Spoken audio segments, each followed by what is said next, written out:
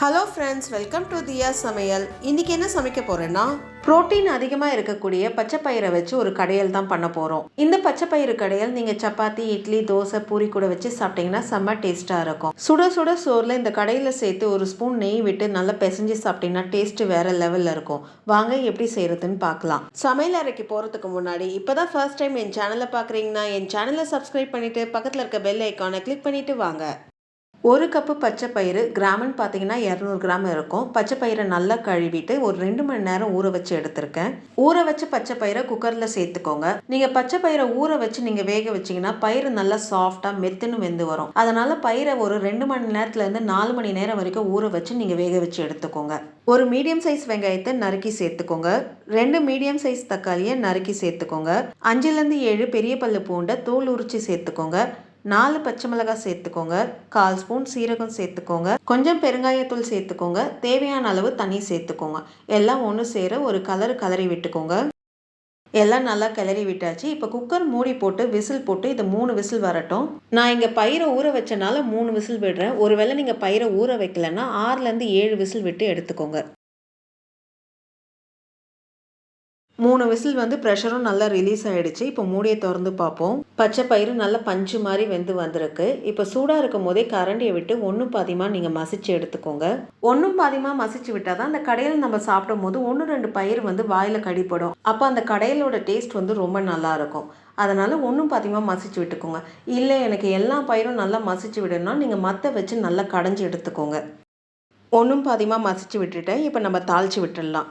தாளிக்க ஒரு கடாய் எடுத்துக்கோங்க. கடாய் நல்லா சூடான பிறகு 2 ஸ்பூன் எண்ணெய் சேர்த்துக்கோங்க. எண்ணெய் நல்லா சூடான பிறகு 1/2 ஸ்பூன் கடுகு சேர்த்துக்கோங்க. 1/4 ஸ்பூன் சீரகம் சேர்த்துக்கோங்க. கடுகும் சீரகம் நல்லா பொரிஞ்சு வந்த பிறகு 4 பல்லு பூண்டு நல்லா இடித்து சேர்த்துக்கோங்க. 10 சின்ன வெங்காயத்தை பொடிசாக நறுக்கி சேர்த்துக்கோங்க. 2 காஞ்ச மிளகாவை கிள்ளி சேர்த்துக்கோங்க. கொஞ்சம் கருவேப்பிலை சேர்த்துக்கோங்க.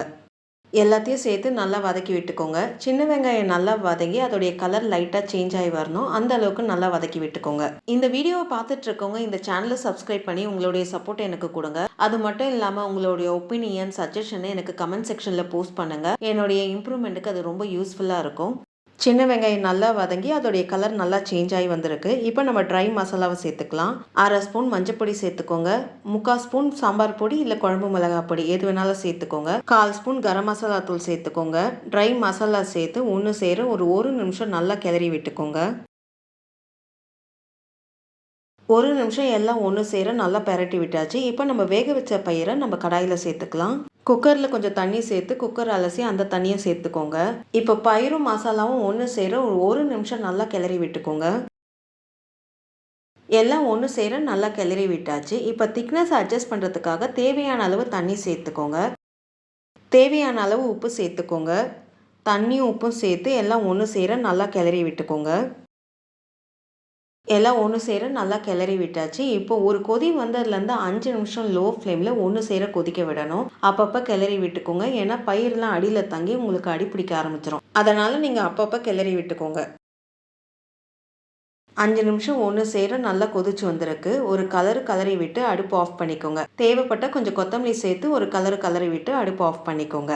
இந்த வீடியோ உங்களுக்கு பிடிச்சிருக்கும்னு நினைக்கிறேன். அப்படியே ஒரு லைக்கை தட்டுங்க. மறக்காம என் சேனலை சப்ஸ்கிரைப் பண்ணிட்டு பக்கத்தில் இருக்க பெல் ஐக்கானை கிளிக் பண்ணுங்க. வரும் நாட்கள் இனிதே அமைய நல்வாழ்த்துக்கள். நன்றி, வணக்கம்.